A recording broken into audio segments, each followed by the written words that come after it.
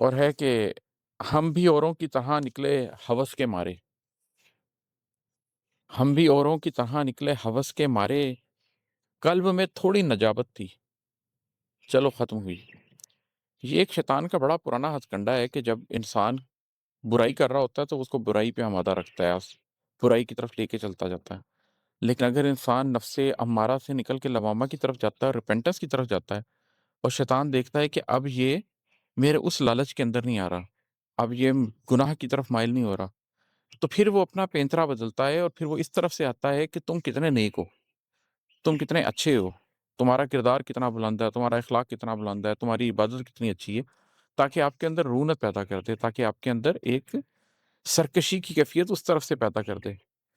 لیکن پھر جب آپ کو کسی وقت احساس ہوتا ہے کہ یہ جو آپ ریاضت کر رہے ہیں، یہ جو آپ نفس کے اوپر اپنے قابو کی باتیں کر رہے ہیں، یہ جو آپ پوری ایک ریاضت کی کہانی سنا رہے ہیں کہ میں نے کس طریقے سے یہ سب کچھ کیا، یہ بھی اصل میں اللہ کی دین ہی ہوتی ہے۔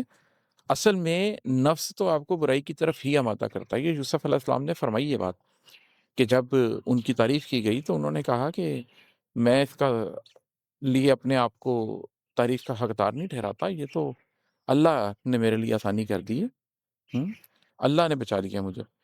تو جب آپ کو یہ احساس ہو جاتا ہے کہ یہ نجابت بھی ایک طرح کی برائی ہی ہے، یہ جو قلب کے اندر نجابت کا احساس ہونا ہے، یہ بذات خود ایک برائی ہے، آپ کو یہ تسلیم کرنا پڑے گا کہ آپ ایک عام آدمی ہیں، آپ بھی اسی طرح ہوس کے مارے ہوئے ہیں، اور آپ نے آخری لمحے تک اس جنگ کو لڑنا ہے۔ آپ بڑے آرام سے ایک سر پہ پگڑی لگا کے اور ایک عبا پہن کے ایک مفتی بن کے یا ایک عالم بن کے یا ایک حضرت بن کے ایسے نہیں پھر سکتے کہ جیسے آپ جنت میں چلے گئے ہیں، جیسے آپ نے سب کچھ تسخیر کر لیا ہو۔ حضرت ابو بکر صدیق رضی اللہ تعالیٰ عنہ فرمایا کرتے تھے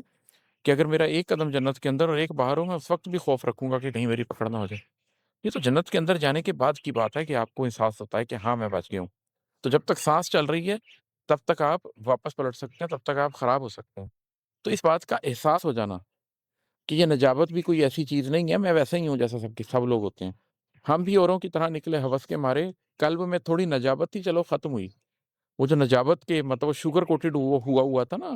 نفس سے شوگر کوٹڈ ہوا تھا کہ میرا قلب بڑا نجیب ہے، وہ بھی ختم ہوا۔ مجھے پتہ لگ گیا کہ میں ایک عام آدمی ہوں، اس دنیا کے اندر ایک جنگ میں ہوں، اور اس ٹائم اینڈ اسپیس کی جنگ میں نے لگے رہنا ہے اپنے آخری لمحے تک۔